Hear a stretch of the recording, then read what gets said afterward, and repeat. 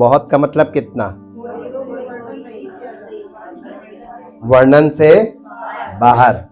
यानी हम इस बात का वर्णन नहीं कर सकते कि वो कितना महान है, लेकिन परमेश्वर अद्भुत भी है, अनुग्रहकारी भी है।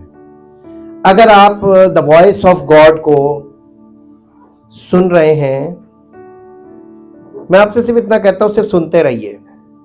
कई बार हम लोग मालूम है सुनकर प्रयास करते हैं, ये गलत है। आपको कुछ नहीं करना है, जस्ट हियर। जब आप मन से और दिल से परमेश्वर की आवाज को सुनेंगे तो आपके अंदर कुछ होगा। मालूम क्या होगा? वो अपना काम शुरू करेगा। आप जब तक प्रयास करेंगे, ये फिजिकल है, तब तक वो कुछ नहीं करेगा, क्योंकि वो आत्मा है। वो हमारी आत्मा में काम करता है। इससे पहले कि हम आज के वचन को शुरू करें, मैं आपको एक रूपरेखा बताना मांगता हूं कि किस रूपरेखा में हम लोग वचन के साथ आगे बढ़ रहे हैं। रूपरेखा बहुत जरूरी है, जिसे हम आउटलाइन बोलते हैं, एक प्री फिगर। मनुष्य परमेश्वर ने आत्मा बनाया, क्योंकि परमेश्वर ने मनुष्य को आत्मा में उत्पन्न किया। तो परमेश्वर आत्मा है और मनुष्य भी आत्मा है। उसके बाद परमेश्वर ने मनुष्य का शरीर बनाया, देह, बॉडी, और बॉडी में प्राण डाला। और मनुष्य जो आत्मा है, ये उसका घर है, शरीर। उसने आत्मा को रखा, उसका घर, फिर प्राण यानी जीवन, और उसके बाद शरीर। आपकी आत्मा और आपका प्राण आपके शरीर में है। एक बहुत बड़ा कंफ्यूजन आपकी लाइफ से पर्दा धीरे धीरे उठना शुरू हो रहा है, और वो ये कि परमेश्वर मनुष्य की आत्मा में पवित्र आत्मा के द्वारा कार्य करता है। और हमारी आत्मा जो मृतक है, उसको पहले तो वो जीवन देता है पवित्र आत्मा के द्वारा, और फिर परमेश्वर की पवित्रता के लिए हमारी आत्मा को मैच्योर करता है। मनुष्य को शरीर के साथ ही परमेश्वर में बढ़ना है। शरीर आप अलग नहीं कर सकते, लेकिन यह शरीर परमेश्वर की आत्मा के द्वारा नहीं चलेगा, चलेगा आपकी आत्मा के द्वारा। अब आप कहेंगे मेरी आत्मा तो मृतक है। यही तो एक बहुत बड़ा मसला है कि शारीरिक मनुष्य परमेश्वर की आत्मा की बातों को अंडरस्टैंड नहीं कर सकता, क्योंकि उसकी आत्मा मृतक है। आत्मा को पहले तो जीवन देना है। अब आप बताइए कौन सी ऐसी विधि है जिससे एक मृतक आत्मा को जीवन दिया जा सके? कोई मंत्र, कौन सा ऐसा उपचार है जिससे आत्मा में जीवन डाला जा सके, आत्मा को जीवित किया जा सके? है? कोई विकल्प नहीं है। जब मनुष्य के पास कोई विकल्प नहीं था, तब परमेश्वर ने उपाय किया। जब हम पापी ही थे, तो उसने किसको हमारे लिए, हमारी जगह किसको बलि किया? अपने पुत्र को। और पुत्र के द्वारा, इसीलिए लिखा हुआ है, जितने मृतक परमेश्वर के पुत्र का शब्द, बाइबल पढ़ने को लिखा है, निकाल के पढ़ दीजिए। यूहन्ना रचित सुसमाचार। जिस दिन आपको ये वाला मैसेज अंडरस्टैंड हो गया, तब आप समझ जाएंगे। इसका 25 पद 5 अध्याय, यूहन्ना 5 अध्याय 25 पद। मैं तुमसे सच कहता हूं, वो समय आता है, और कौन सा समय? जिस समय आपके लिए समय आ गया। This is your time.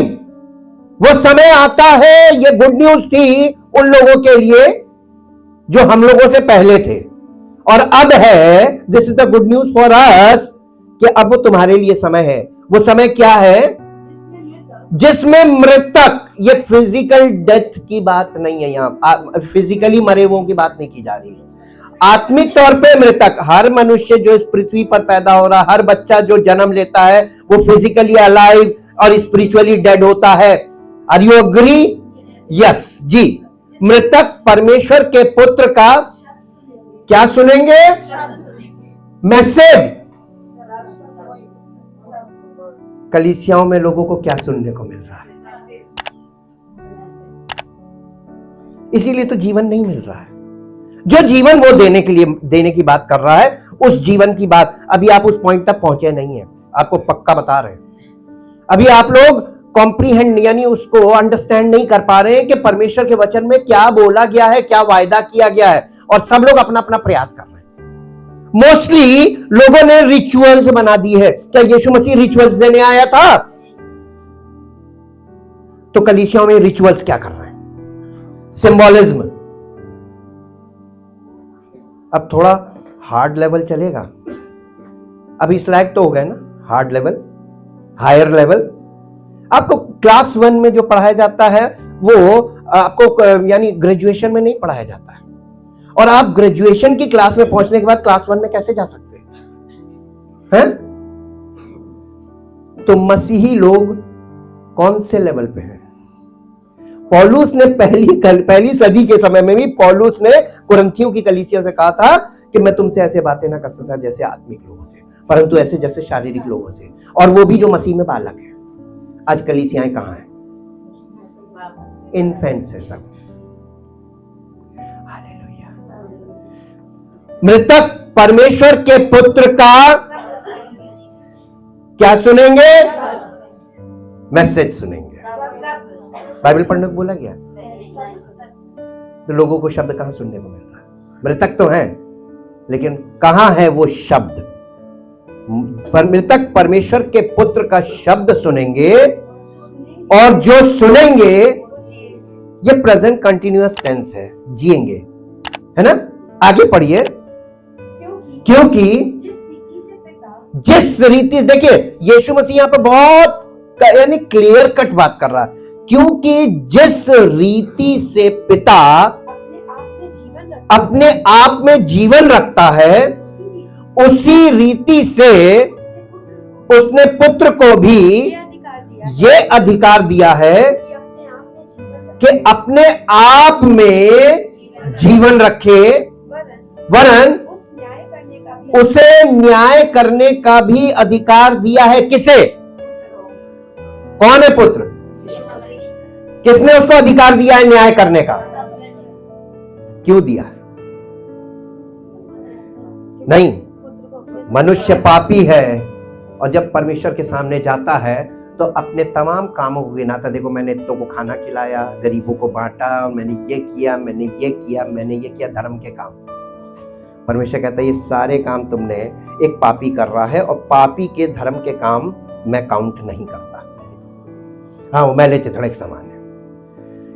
मुझे तो एक व्यक्ति ऐसा चाहिए जो तुम्हारे पाप के बदले में तुम्हारे पापों को ले ले, और उसके एवज में मैं तुम्हें वो जीवन दूं जो उसका था। बलिदान चाहता है। परमेश्वर ने वो बलिदान खुद कर दिया अपने पुत्र का। मनुष्य के सामने से ये भी काम हटा दिया, देखिए वर्क हटा दिया। सैक्रिफाइस इज अ वर्क, ये हटा दिया। अब कह रहा कि अब तुम आओ। तो परमेश्वर न्याय कर रहा है कि नहीं कर रहा? या तो हम अपने बलबूते पे परमेश्वर के सामने जाएंगे, और या फिर यीशु मसीह के माध्यम से। आप किसके द्वारा परमेश्वर के पास पहुंचना चाहते हैं? न्याय वही करेगा, क्योंकि उसने पापियों के लिए अपना यानी तुम्हारा दाम चुका दिया है। अब हम किसके गुलाम हैं? किसने हमें खरीद लिया? बिक गए आप? पक्का? अब उसके बिना यस, प्रॉपर चैनल, यस। अब आगे बढ़िए, क्या लिखा है? वरन उसे न्याय करने का भी अधिकार दिया है, इसलिए कि वो मनुष्य का पुत्र है। इससे अचंभा मत करो, क्योंकि वो समय आता है जितने कब्रों में हैं वे उसका प्रचार सुनकर। अरे हम आपको पूरा उत्पत्ति से लेकर प्रकाशित वाक्य तक इस विषय पे आपके साथ जा सकते हैं, आपके पास इतनी तथा होनी चाहिए। उसने शब्द की बात करी है, मैसेजेस की बात नहीं करी है। और दुनिया में सब लोग मैसेज दे रहे हैं, शब्द कहीं नहीं है। आदि में शब्द था, शब्द से सब कुछ बना। वॉइस, वॉइस, और वॉइस में फोनेटिक्स होते हैं, जो छोटे बच्चों को कैसे प्रोनाउंसिएशन ए बी उच्चारण आ रहा है ना, तो इसमें वॉइस निकल रही है, साउंड निकल रही है। तो साउंड में बहुत कुछ है जो लोग मिस कर रहे हैं। जिसने मुंह दिया तो वो बोलना चाहता है, और जिसने कान दिए वो चाहता मनुष्य बोलने कम सुने ज्यादा। अनुपात कैसे पता चलता है? एक मुंह दिया, आपका कौन सा अंग ज्यादा काम कर रहा है? अनुपात देखिएगा, मैं अनुपात की बात कर रहा हूं। अनुपात का मतलब इसको हिंदी में कैसे बताएंगे? अनुपात, रेशियो। आप दिन भर में बोल कितना रहे हैं और सुन कितना रहे हैं, ये रेशियो। करेक्ट योर ये रेशियोज। बोलना कम करो, सुनना।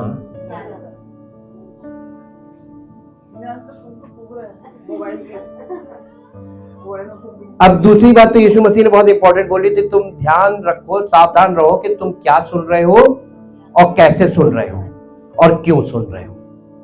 उसमें आपका इंटेंशन भी आता है सुनने में जी। क्योंकि वो समय आता है कि जितने कब्रों में हैं वे उसका शब्द सुनकर निकल आएंगे। बस आगे 2 रेजरेक्शंस की बात की है, लेकिन मृतक परमेश्वर के पुत्र का, और जो सुनेंगे, इसीलिए बॉडी ऑफ क्राइस्ट रखी है। जो सुनेंगे कहां आएंगे? यहां पे सुनेंगे। और अगर आपने यहां आ गए और सुनना शुरू कर दिया और रेगुलर हो गए, तो आपको मालूम है स्पिरिचुअल लाइफ मिलेगी, जो इटर्नल लाइफ हो जाएगी, अनंत जीवन तक। हालेलुया। तो ये एक प्रोसेस है। आज मेरा विषय ये नहीं है, ये तो मैंने बेस बनाया। विषय हमारा चल रहा है कि परमेश्वर की आवाज, the voice of God. This is the communication of God.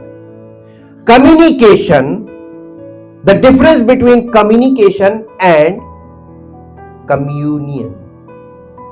आपने एक वर्ड सुना होगा, होली कम्युनियन। ये एक रिचुअल भी है कलीसियाओं में।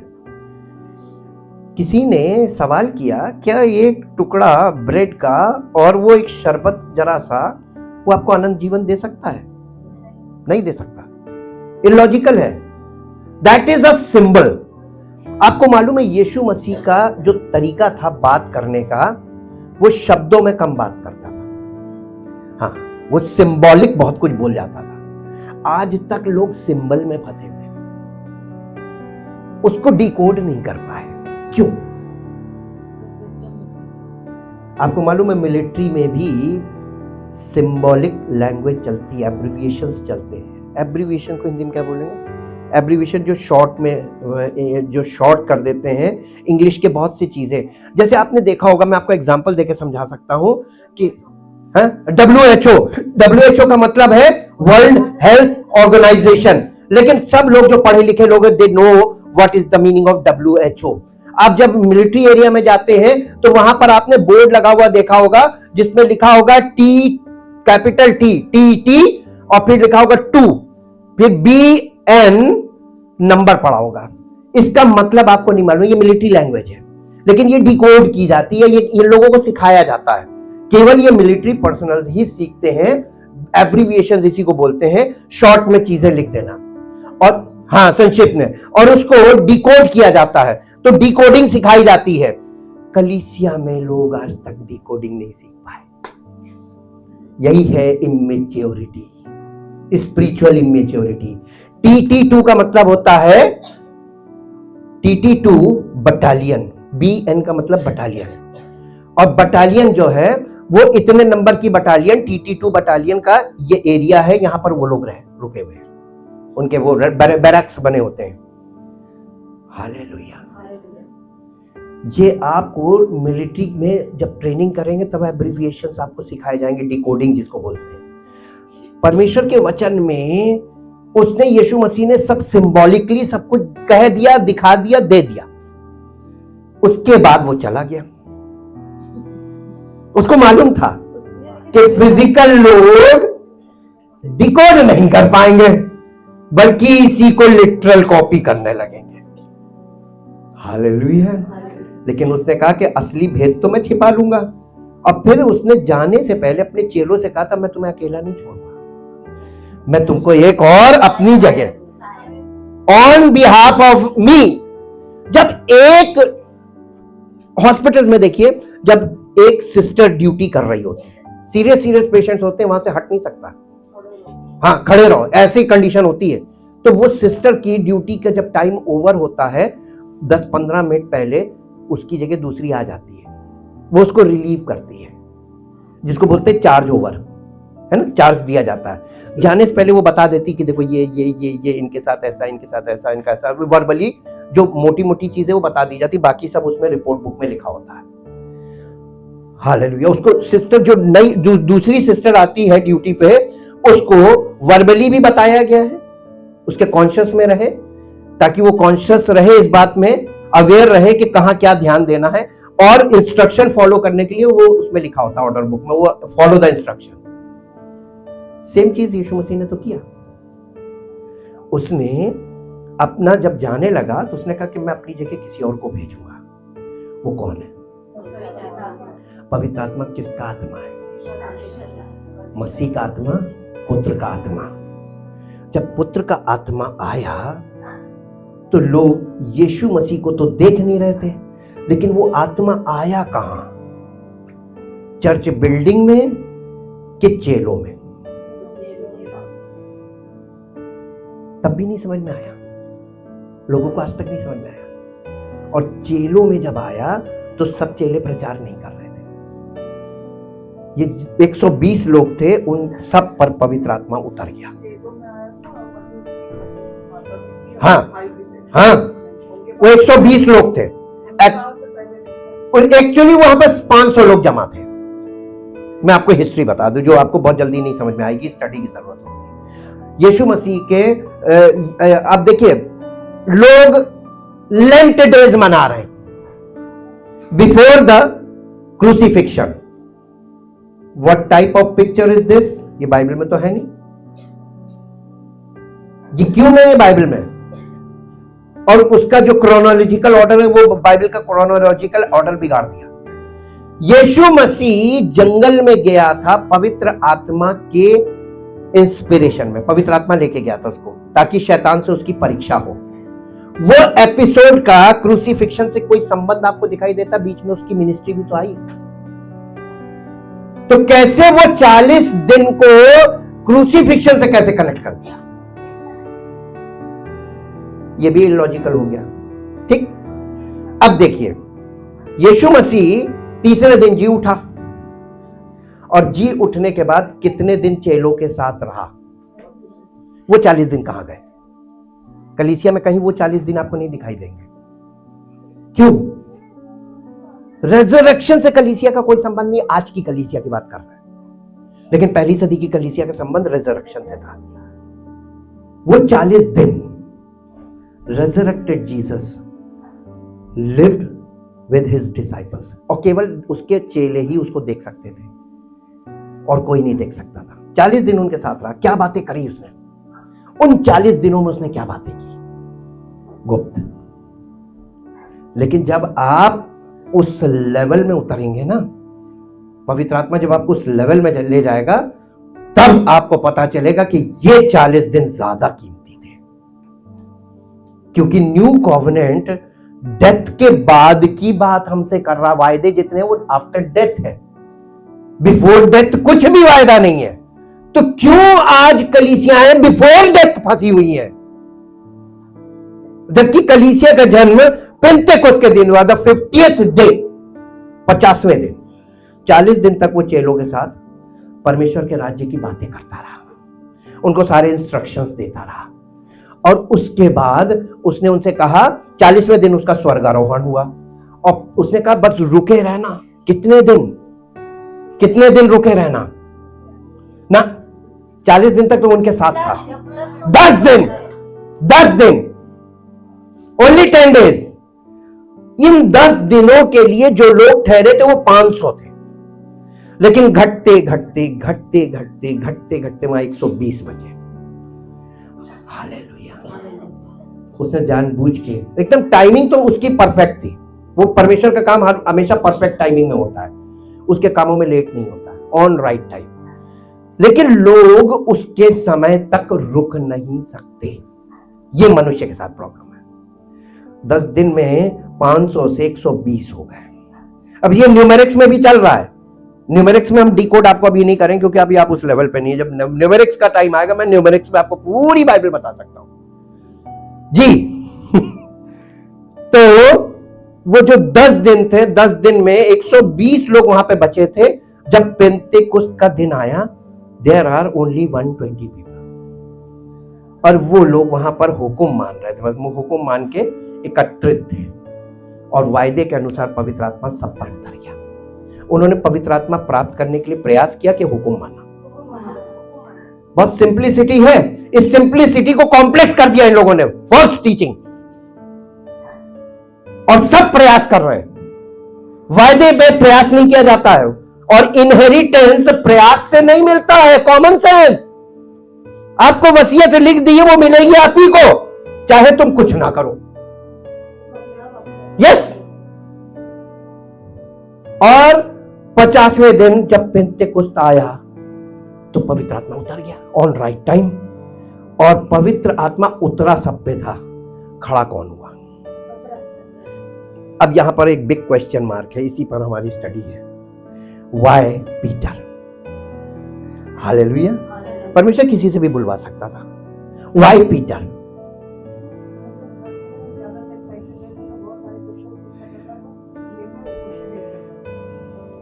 ये सब भी नहीं है point. Why Peter?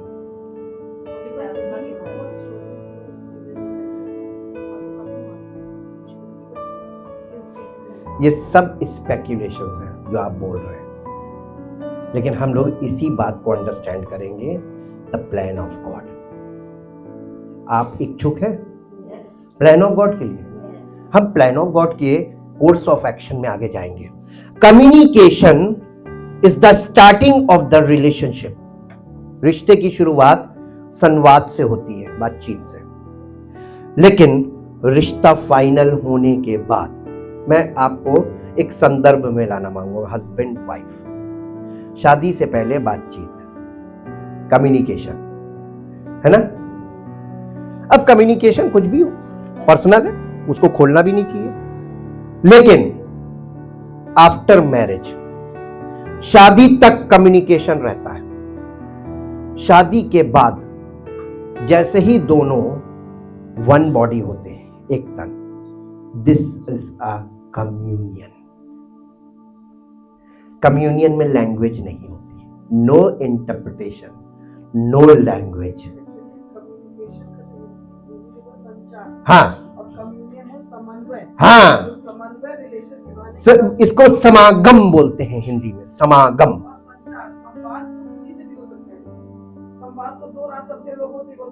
Yes yes, उसको कम्युनियन बोलते हैं। होली का मतलब होता है पवित्र, और कम्युनियन का मतलब होता है इंटीमेट रिलेशनशिप। क्या आप किसी के भी साथ कम्युनियन कर सकते हैं? Yes, hallelujah. अब लोगों को पवित्र आत्मा ही नहीं मालूम है, बॉर्न अगेन नहीं है ना। मेन प्रॉब्लम वहां पर है। Those who are born again, और बोर्न अगेन होना हमारे अपने हाथ में नहीं है। हालेलुया। अब हम इस मुद्दे पे आते हैं। मेरे साथ निकालिए यूहन्ना रचित सुसमाचार, यूहन्ना रचित सुसमाचार उसका अध्याय 6 35 पद पढ़िए। यीशु ने उनसे कहा, किन से कहा? नहीं, 35 यीशु ने उनसे कहा, किन से कहा ना? हाँ, यीशु ने यहूदियों से कहा, जीवन की रोटी मैं हूं, जो मेरे पास आता है वो कभी भी भूखा ना होगा, और जो मुझ पर विश्वास करता है, दो चीजें हैं अलग अलग, एक है भूख और एक है प्यास। प्यास आपको कितनी लगती है? दिन में कितनी बार आप पानी पीते हैं? है ना? इसीलिए कहा गया जल ही जीवन है ना? तो यीशु मसीह वहां पर प्यास को दिखा रहा था, और ये दिखा रहा था कि वो जीवन जो मैं इन्हें देना चाहता हूं वो जल पर, जैसे मनुष्य फिजिकली जल पर आधारित है, जल ही जीवन है, वैसे ही स्पिरिचुअल वाटर मैं उसे दूंगा, जिसे पीकर वो कभी प्यासा न होगा। सामरी स्त्री को याद कीजिए, जिससे यीशु मसीह ने कहा था कि अगर तू परमेश्वर के वरदान को जानती और ये जानती कि कौन है जो तुझसे कहता मुझे पानी पिला, तो तू उससे मांगती और वो तुझे जीवन का जल देता, जिसे पीकर तू कभी प्यासी ना होती और बार बार पानी भरने को ना आती। तो वो फिजिकल को दिखाकर कुछ और बता रहा था। अब आपके माइंड ने क्या कम्युनिकेट किया, क्या पढ़ा, क्या समझा, यहीं पर आपका विश्वास है। What you believe।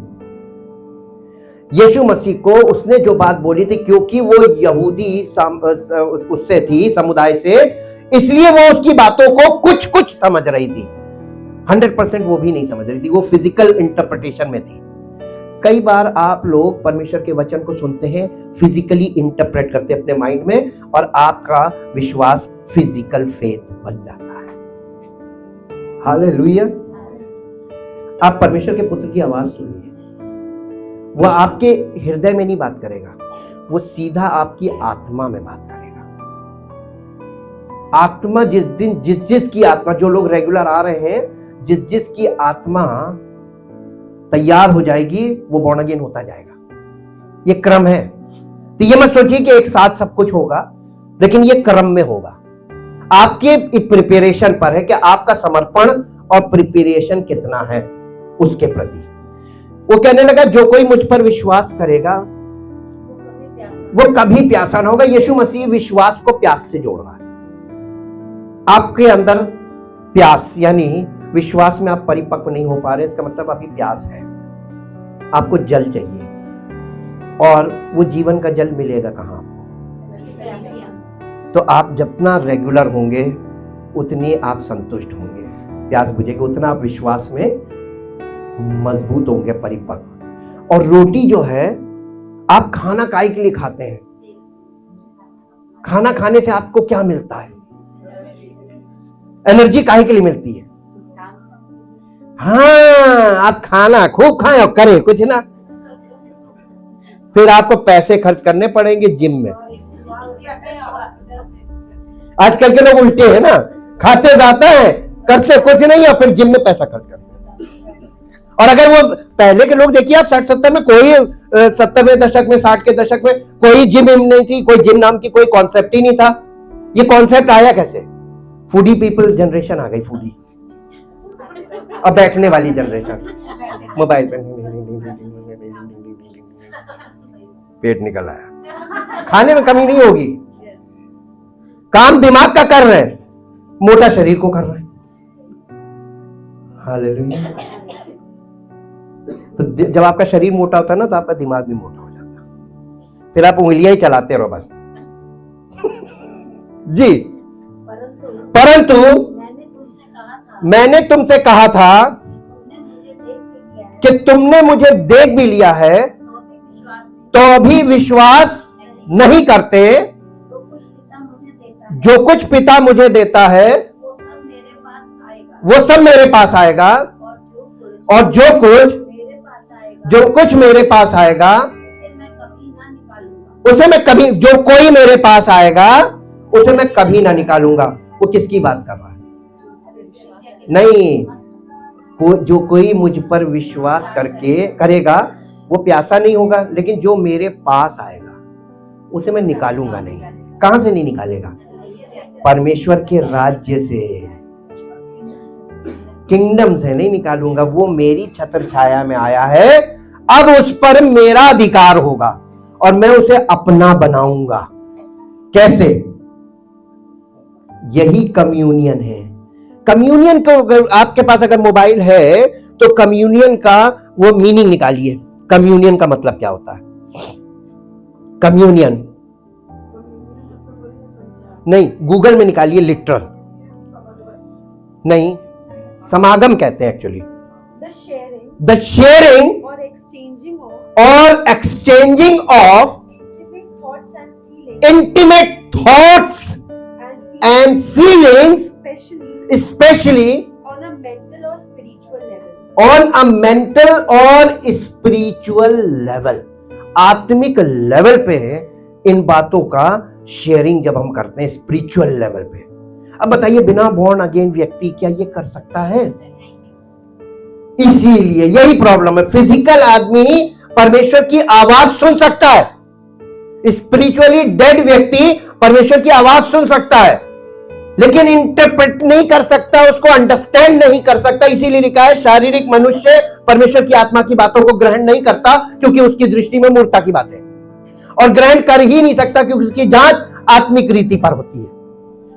पहला कुरिन्थियों 2 अध्याय का 13 पद है या 14 पद है, पढ़ दीजिए। क्योंकि वो कम्यून नहीं कर सकता, जिन्होंने नहीं, पहला कुरिन्थियों 2 अध्याय और उसका 13 पद, हाँ 14, परंतु शारीरिक मनुष्य परमेश्वर के आत्मा की बातों को ग्रहण नहीं कर सकता, क्योंकि वो बातें उसकी दृष्टि में। आपको कैसा लगता है? मूर्ता लगती है ना? नहीं, हम जनरल लोगों की बात कर रहे हैं। कोई जनरल व्यक्ति जवाब नहीं दे रहा, इसका मतलब वो अभी भी नहीं समझ रहा। साफ प्रमाण है, जो रिस्पॉन्ड नहीं करता उसका मतलब अभी शून्य में बैठा हुआ। अब देखो प्रभु करेंगे कि नहीं करेंगे। सारी जिंदगी शक करते रहो, कुछ नहीं होगा। ऐसे लोगों के लिए वो कभी नहीं कुछ करता, और ऐसे लोगों को रखता है इसलिए ताकि हम देखकर सीखे। ये देखो, ये जी नहीं, ये तो आप अब इस पार आने के बाद, वो अभी पाले के उस पार भी लोग हैं। कलीसिया में सब लोग होंगे, फर्स्ट कमर भी होगा और जो स्पिरिचुअल होगा वो भी होंगे। तो हमें सबको एक साथ लेकर चलना है जी। और ना वो उन्हें जान सकता है, क्योंकि उनकी जांच, उन बातों की जांच आत्मिक रीति से होती है, और वो आत्मिक है नहीं, बॉर्न अगेन है नहीं, तो वो जांच भी नहीं सकता। इनकेपेबल बोलते हैं इसको, असहाय है वो। हालेलुया। जब कम्युनिकेशन कठिन हो जाता है तो कम्युनियन काम करता है। पति पत्नी में कम्युनिकेशन प्रॉब्लम होती है, आपको मालूम? 33 साल ऐसे नहीं हुए। ये यूनिटी जो दिख रही है, ये परमेश्वर की उपस्थिति में बने रहने से एक जोड़ा ऐसा ट्रांसफॉर्म होता है, उसका पूरा फैमिली ट्रांसफॉर्म होता है। इसीलिए हम आपको गुड न्यूज देना मांगते हैं। अगर आप कलीसिया में हिस्सा बन जाइए, पूरी तरीके से कनेक्टेड, रेगुलर, और आप सुनने में ध्यान लगाइए। देखिए, आपका जोड़ा और आपका परिवार उसकी महिमा का कारण वो बनाएगा, हम बन नहीं सकते। He did for us, और हम कुछ नहीं कर सकते, हम तो बॉडी में हैं। हालेलुया। अब यहां पे उन्होंने बता दिया, तो कम्युनिकेशन प्रॉब्लम है, लेकिन कम्युनियन से वो दिखा भी तो रहा है। तो कुछ लोग तो होने चाहिए जो परमेश्वर की आत्मा में मैच्योर हो, ताकि लोग उनके संपर्क में जाएं और परमेश्वर का प्रेम और उसका अनुग्रह और पवित्र आत्मा की उपस्थिति और सहभागिता उनके जीवन में काम करे। इसके लिए उसने, this is the main reason Jesus said, I will build my church. अब उसके बाद लोगों ने सोचा, फिजिकल लोगों ने, कि यीशु मसीह तो अब नहीं आएगा, हम कलीसिया बनाएंगे। तो सब लोग अपनी अपनी कलीसिया बना रहे हैं। हालेलुया। फॉर्मेट से आपको पकड़ में आ जाएगा। अगर आप इसकी डिकोडिंग आपको क्लियर हो गई ना, तो आपको साफ दिखेगा ये मनुष्य की कलीसिया है। तो यीशु मसीह की कलीसिया और मनुष्य की कलीसिया को कैसे अंतर कर पाएंगे? Without the word of God, without the presence of the Holy Spirit. Hallelujah जी। अब आपको पता चल गया होगा कि कल से किस लेवल पे हम लोग जाने वाले हैं।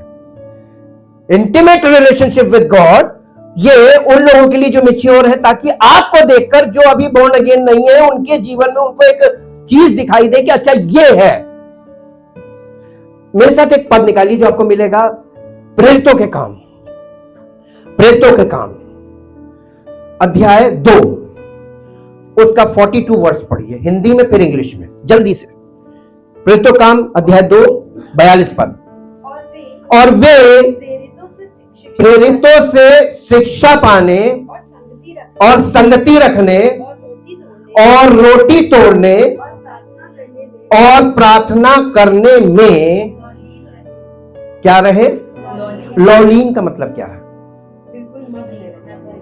दे आर डिवोटेड फॉर दिस। वो इस चीज के लिए समर्पित हो गए।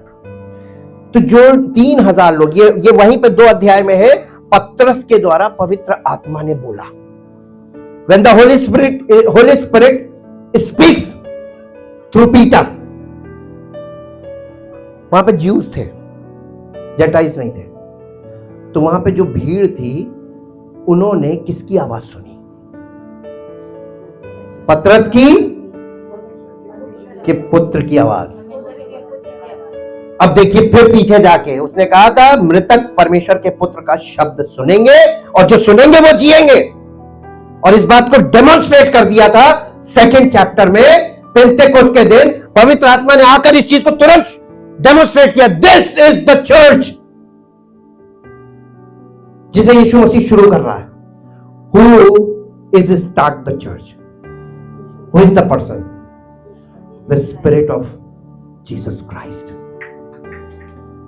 पुत्र के आत्मा के द्वारा शुरू हुआ, और जो काम पुत्र के आत्मा के द्वारा शुरू हुआ, आज वो फिजिकल में कैसे पहुंच गया? बोर्न अगेन लोग नहीं है। Absence of the Holy spirit, absence of spiritual Jesus, the presence of God, God the father, absence of the love of God, परमेश्वर का प्रेम माइनस, उसकी उपस्थिति माइनस, वचन का आदर minus, discipline minus in the churches in these days. और मालूम है, धर्म की बातें ज्यादा हो रही हैं, रिलीजियस एक्टिविटीज बढ़ गई। What is this in the church? This is not applicable for the church, but they don't know. भावनाओं में बह रहे हैं।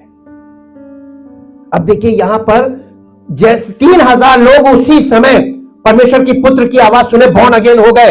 और बॉर्न अगेन होते ही उनको किसने कलीसिया में जोड़ दिया? कलीसिया का मतलब क्या था उस समय? कोई बिल्डिंग थी? चेले थे, पवित्र आत्मा से भरे हुए व्यक्ति थे, the body of believers filled with the Holy spirit, under the control of the Holy spirit. और जिन पवित्र आत्मा के कंट्रोल में थे, जिन पर उतरा था, ये थे प्रेरित। प्रेरितों को, ये जो बॉर्न अगेन हुए थे, इनको कहां कनेक्ट किया? अब आप इफिसियों में जाके देखिए पौलुस क्या कह रहा है कि उसने कुछ को प्रेरित नियुक्त करके। कलीसिया की शुरुआत किससे होती है? आज के जमाने में कहां प्रेरित? प्रेरित का मतलब होता है स्पेशल मैसेंजर्स, जिन्होंने यीशु मसीह के मृत्यु के बाद उसको देखा, उससे बातें की और जिनके ऊपर उसका आत्मा उतर गया। हालेलुया। लेकिन हमारे पास प्रेरित है, वचन में है, और पवित्र आत्मा उनसे हमें कनेक्ट करता है, स्पिरिचुअली हम कम्यून करते हैं। Hallelujah, we have privilege. जी, अब ये इन लोगों को वहां से वो प्रेरितों के साथ क्यों कनेक्ट किया, इसको इंग्लिश में पढ़िए। And they steadfastly persevere, devoting themselves, उन्होंने खुद, born again जो लोग थे उन्होंने खुद को डिवोट कर दिया, यानी समर्पित कर दिया। they devoted themselves constantly, पहली चीज devoted themselves, दूसरी चीज constantly यानी परमानेंटली, निरंतर, to the instruction and fellowship of the apostles, to the breaking of bread, including the Lord's Supper and prayers। ठीक है, ये दो चीजें टफ है, स्पिरिचुअल है, इनको हम आज टच नहीं करेंगे। ये जो लॉर्ड्स सपर है, this is also a symbolic language. इसको अब स्टडी से क्लियर करेंगे, क्योंकि इसमें हिब्रू में भी जाना पड़ेगा, ग्रीक में भी जाना पड़ेगा, इसका थोड़ा लिटरल आपको दिमागी कसरत करानी होगी ताकि आपको ये कॉन्सेप्ट क्लियर हो जाए। वो ये कोई रिचुअल देके नहीं आता, क्योंकि आप जैसे जैसे बाइबल में आगे बढ़ते हैं आपको कोई रिचुअल नहीं मिलेगा। अब जल्दी से मेरे साथ आगे आ जाइए, जो आपको मिलेगा पहला यूहन्ना उसका पहला अध्याय उसका 3 पद से पढ़िए। पहला यूहन्ना पहला अध्याय 3 पद से, जो कुछ हमने देखा और, देखिए यहां पर ये नहीं कह रहा जो कुछ हमने पढ़ा और सीखा है, हैं? आपने कलीसिया में किसी ऐसी कलीसिया में गए जहां आपने पढ़ा और सीखा हो, और ऐसी कलीसिया में जाइए जहां आपने देखा और सुना। पढ़ा और सीखा, सिखा रहे, पढ़ रहे और सिखा रहे, और ऐसी कलीसिया में जाइए जहां आप कुछ देखा और कुछ सुना। यहां पे आपकी सेंसेस काम कर रही है।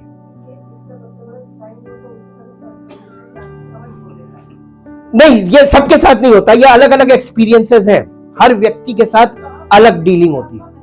हाँ जी, आपकी सेंसेस का इंटरप्रिटेशन आपके अंदर क्या हो रहा है यहां पर ये जी focus on the point what I am saying, I am talking about your senses.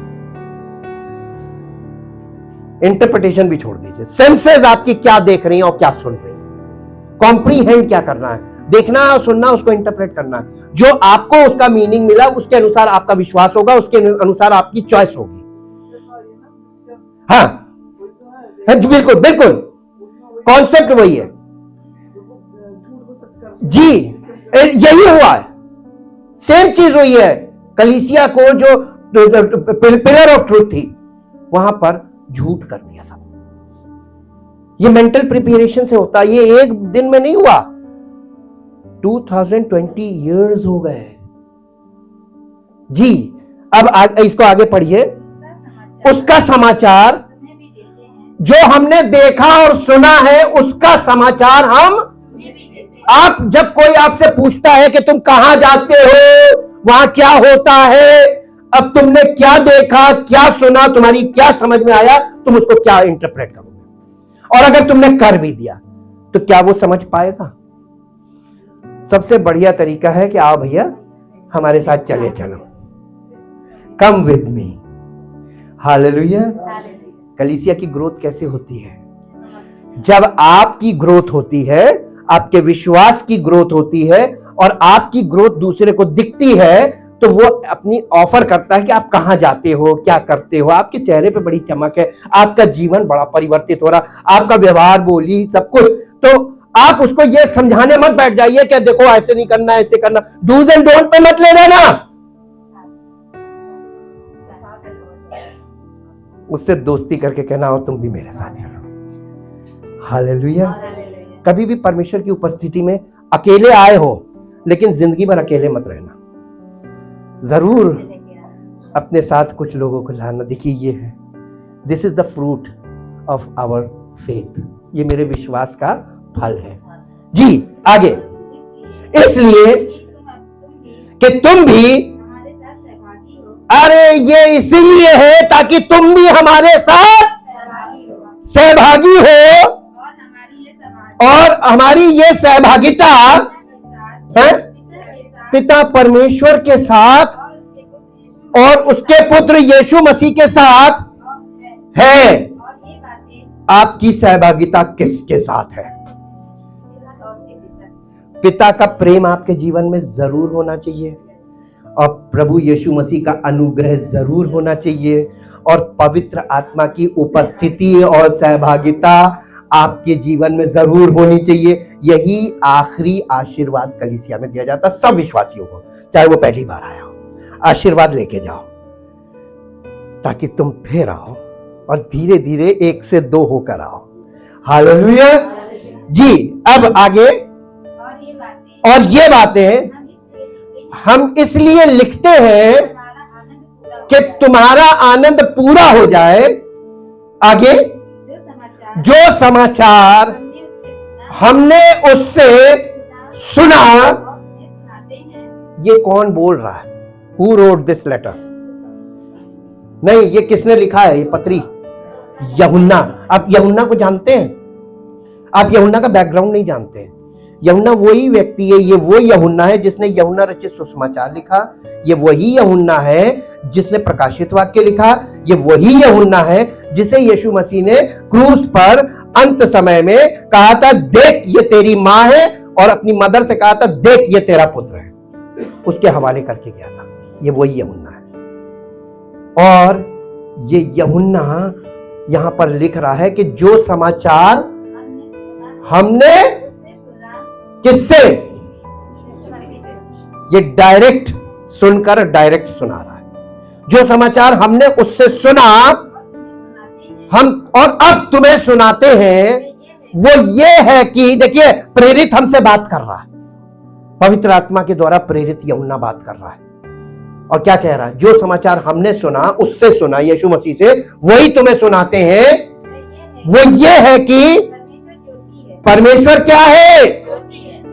Rituals में परमेश्वर नहीं मिलेगा, क्योंकि वो ज्योति है जी, और उसमें कुछ भी अंधकार नहीं है।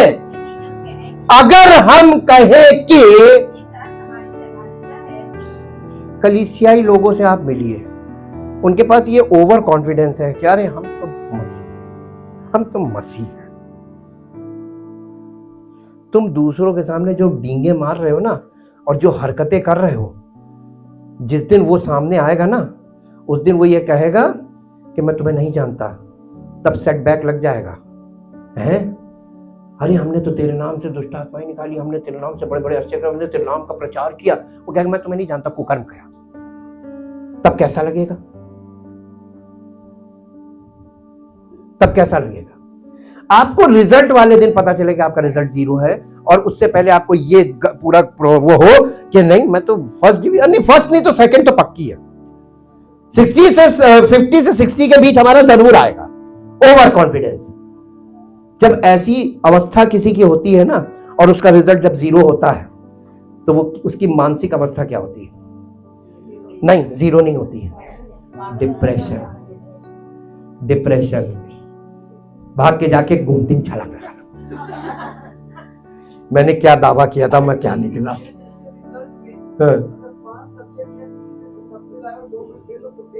फिर माने जाओ, फिर जी, बिल्कुल नहीं। यही है 100%, 50% वहां कुछ नहीं है, 25% कुछ नहीं है, या तो 0 या 100% जी। नहीं, इसको अब आप इंग्लिश में पढ़ दीजिए। नहीं, वो ये कौन सा चौथा पद पढ़ दो। And now we are writing these things to you so that our joy in seeing you included may be full, and your joy may be complete. And this is the message. The message of promise. This is the message. The message of promise. ये आपसे वाचा का बात कर रहा है, वायदे कर रहा है. This is the message of promise which we had heard from him and now are reporting to you. God is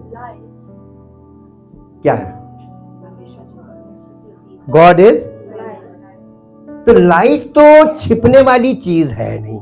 And where there is light, there is no darkness. And if you are in the church and full of darkness, spiritual darkness, where is the light? तुम्हारे दावे सब fail हो जाएंगे. अंधकार में खड़े होकर दावे मत करो कि मेरे पास ज्योति है.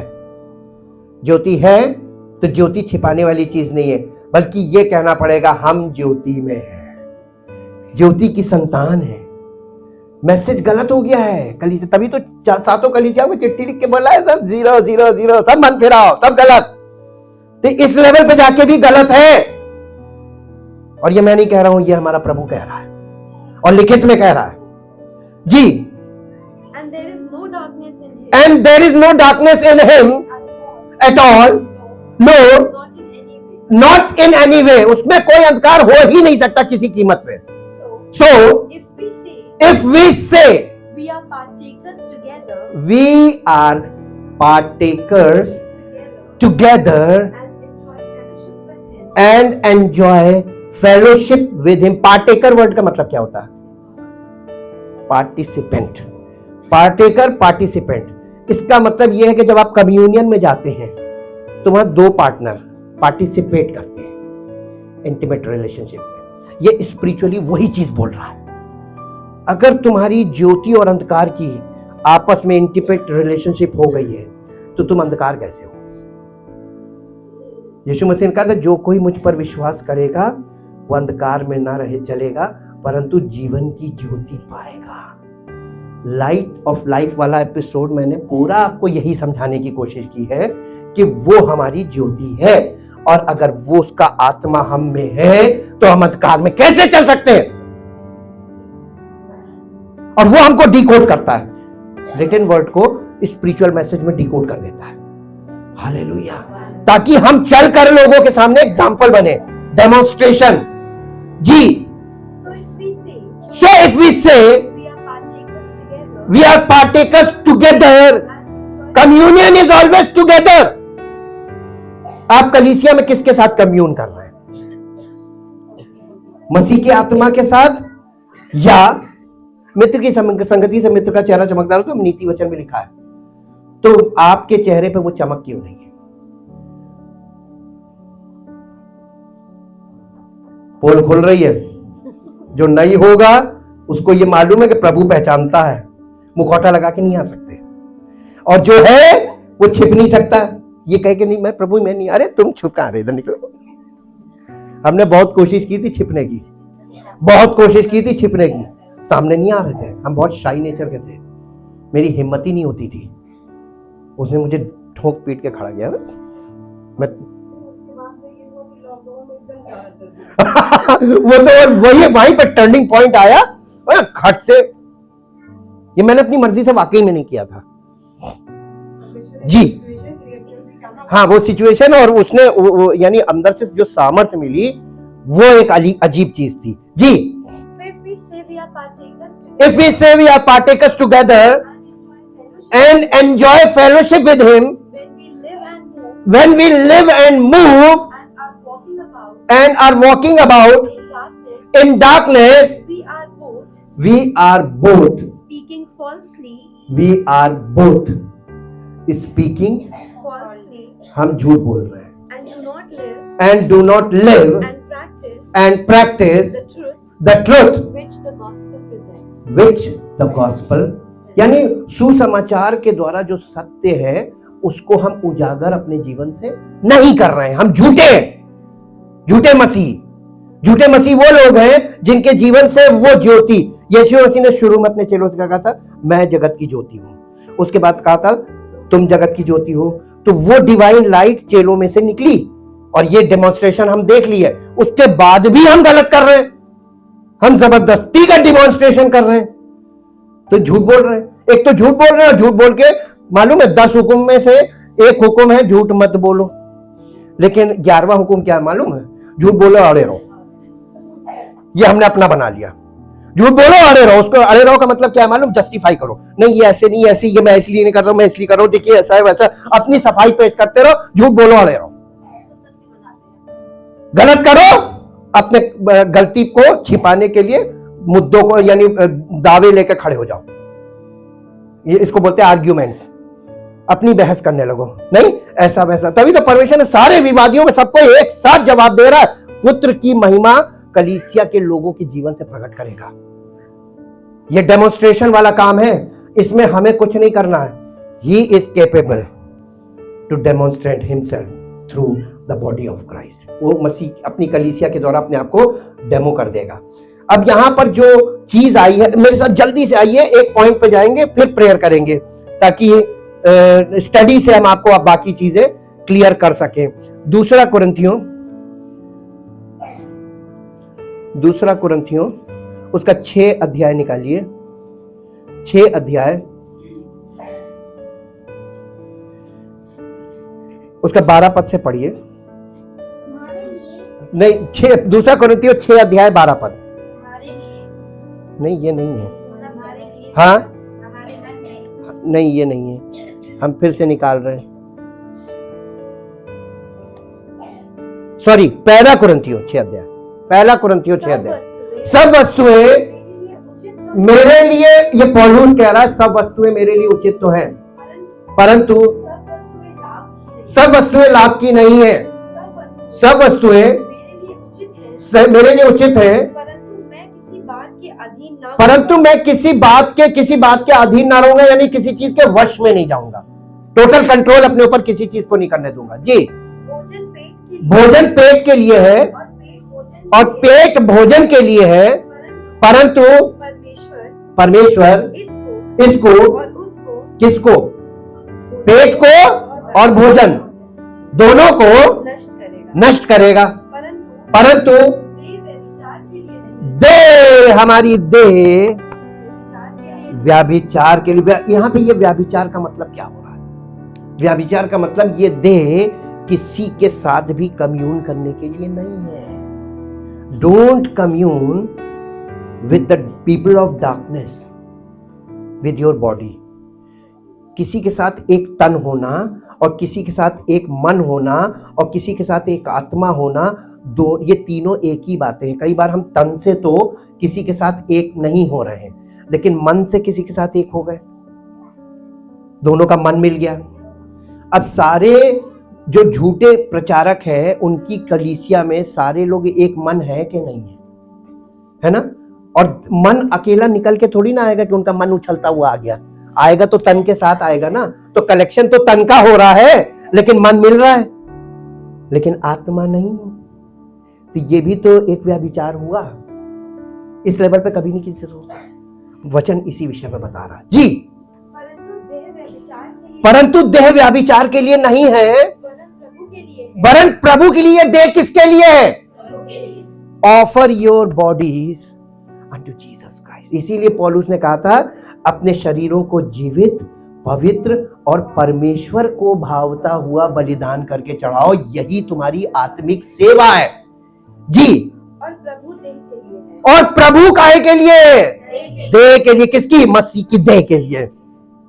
जी, परमेश्वर ने अपनी सामर्थ से प्रभु को जिलाया और यह विश्वास है हमारा, हम मसीह की देह में इसीलिए रखा गया है क्योंकि वो हमें भी जिलाएगा। जी, क्या तुम नहीं जानते कि तुम्हारी देह मसीह के हैं? किसके अंग है आप?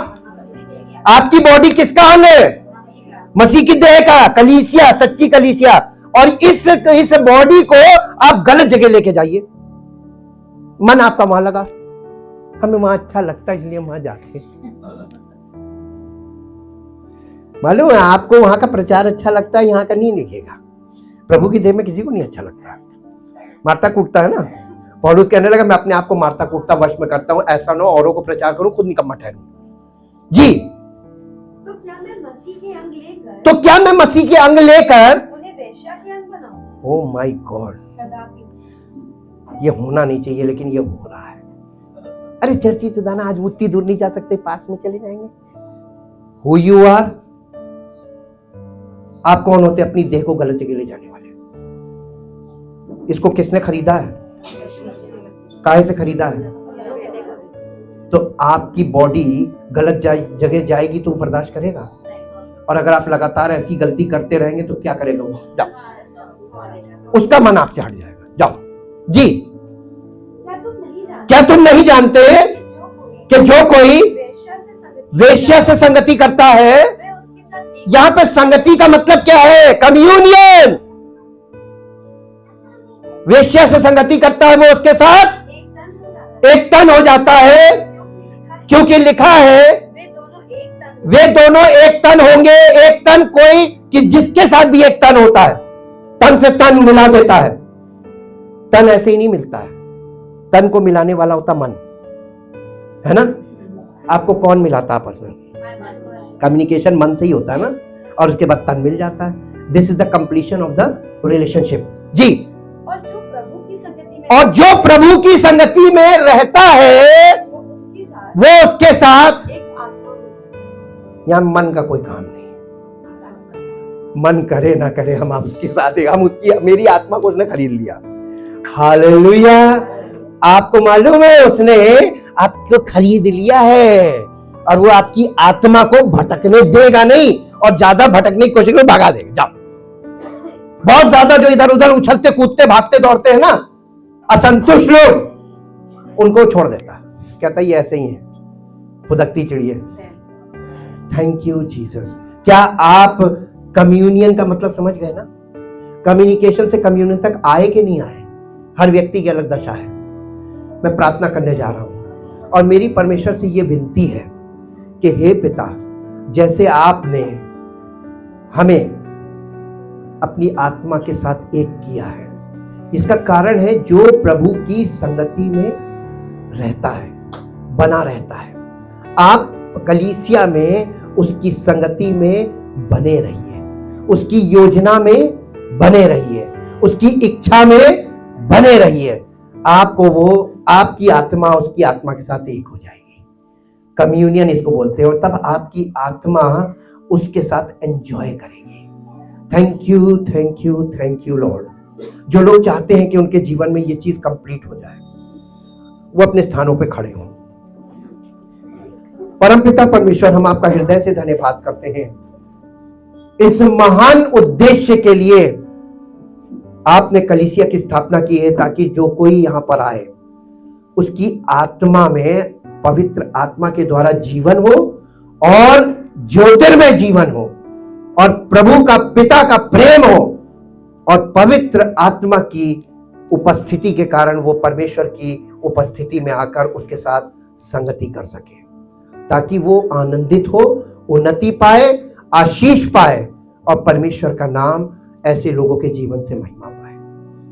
धन्यवाद के साथ इस प्रार्थना को आपके इकलौते पुत्र प्रभु यीशु मसीह के नाम से मांगते हैं, आमीन।